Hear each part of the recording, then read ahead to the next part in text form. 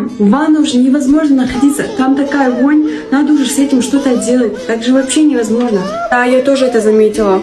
Но я думаю, что это во всем подъезде так. Наверное, как в прошлом году трубу прорвало. Я сейчас позвоню тете Моля. Если что, будем вызывать уже сантехника. Алло, Моля, привет. Как дела у тебя? Ой, привет, Лидочка. У меня все хорошо, как у тебя?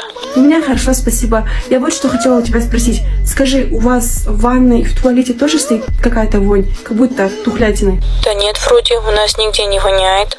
Нет? Я думала, это у всех в подъезде так. Думала, трубу прорвало или что-то еще. Ну ладно тогда, придется вызывать сантехника, смотреть, что там. Хорошо, давай, пока. В общем, я посмотрел ваши трубы, с ними все нормально. Я думаю, все исходит от стены. Там есть некий подвал. Наверное, там сдохли крысы. Такое часто бывает. Давайте я снесу вам стену. Я чищу от крыс. Как вы на это смотрите? Ой, сколько денег же на это уйдет. Ладно, рушьте, рушьте. Главное, чтобы запаха не было. Еще немного! Боже упаси.